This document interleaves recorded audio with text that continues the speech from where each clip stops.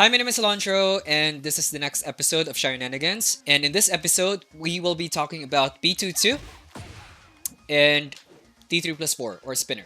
So first of all, b22 is a mid-low.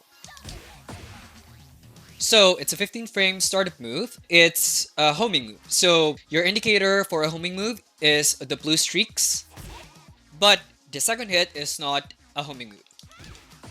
Now b22 is also an NC.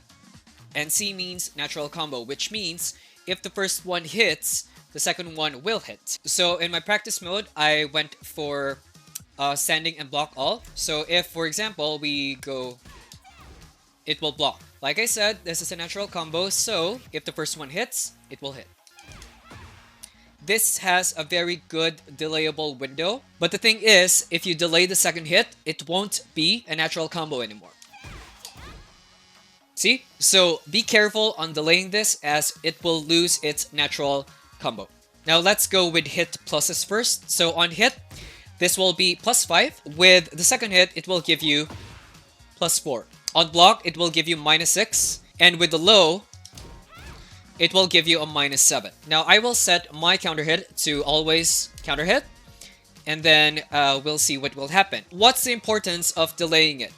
If the first hit is a counter hit and you didn't delay any frame, then it's a natural combo and it's a counter hit, so it will deal a significant amount of damage. But if you choose to delay it, then it has the opportunity or the potential to become a counter hit launcher. Right? So it became a counter hit launcher. Now, how do we follow up that? Well, you have some options. Let's go for RDS CB4.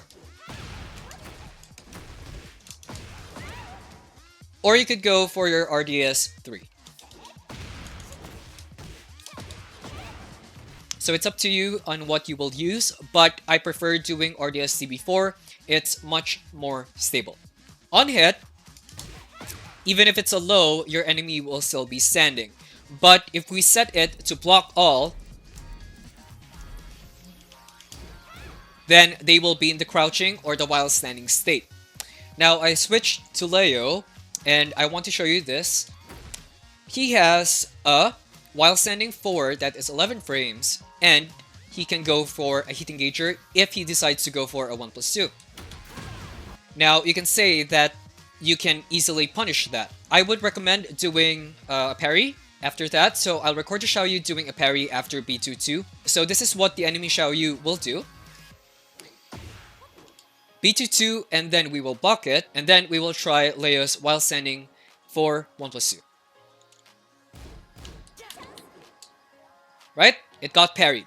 So try it out in your games. It's really helpful. And then it's also a knowledge check for your enemy. You can see how they will react if you decide to go for your b22. Now back to XIAOYU. Now this move will put you to RDS no matter what you do. There is no cancel for it. If you decide to go for a b2, you will be in RDS. If you decide to go for b22, then you will still be in RDS. Since this is a mid-low, then you can choose to not finish the string and then your opponent will duck if they know the b22. Why is that important? So I set the enemy to block all and then crouching block.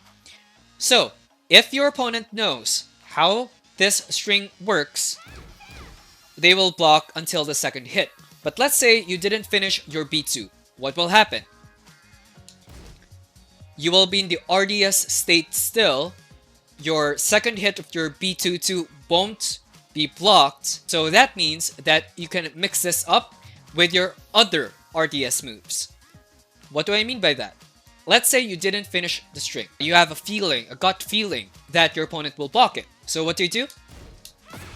Since this is a 2-hit move, and it will put you to RDS regardless, you can mix this up. Make them guess on what your next RDS move is. Now next, do I suggest this as a startup move? Nope.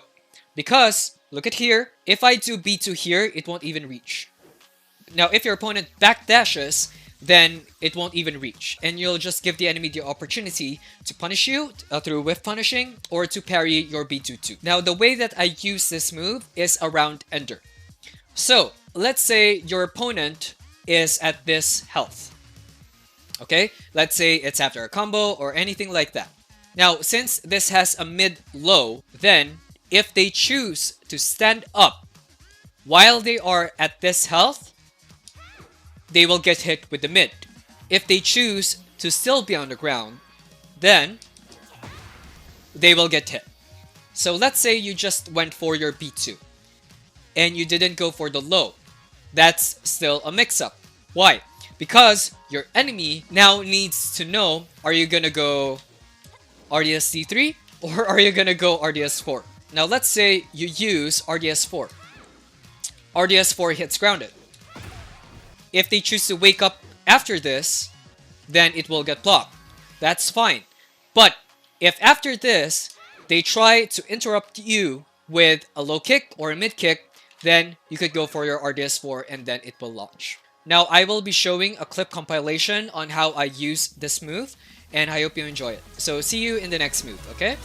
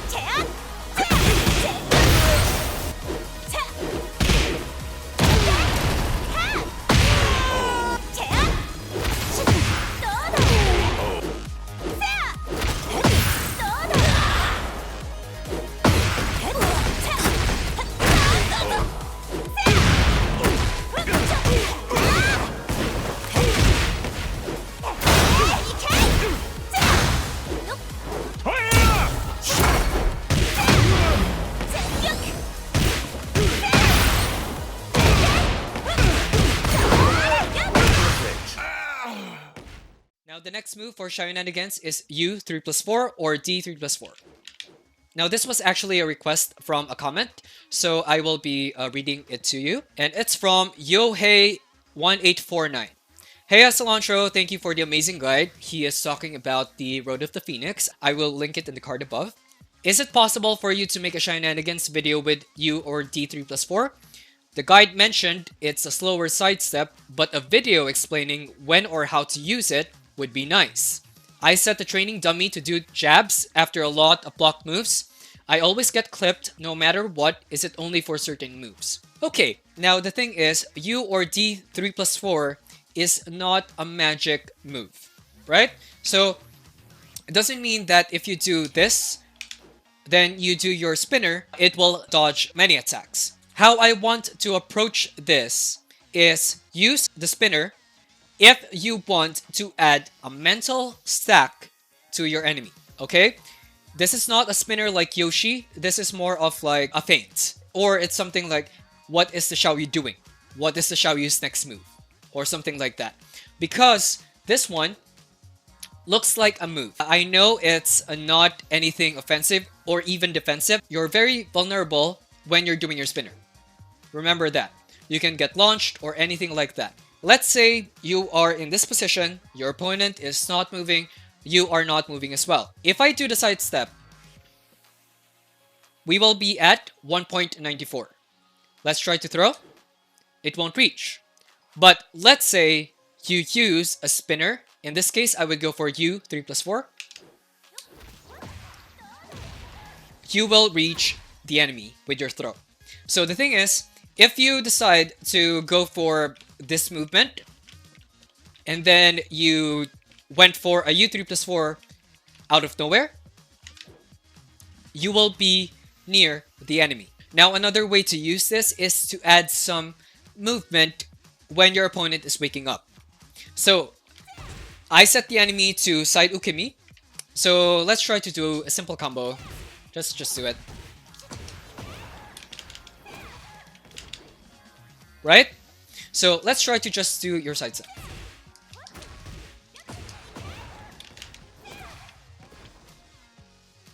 See the distance difference? Let's try spinner again.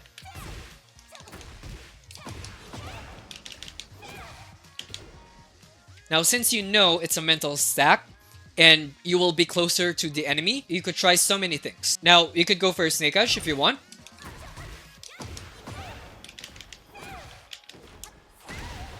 The way you're gonna feel about it is you're filling up the space wherein your opponent will still recover. Now, the thing that I just showed you is a good potential on how you can use it. Don't use the combo.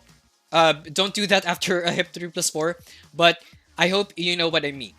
Okay? Use this as an additional mental stack and as a way to fill up the void when your opponent is still waking up. Now, I will be showing clips on how to use this in a fight, and I hope you enjoyed the clips.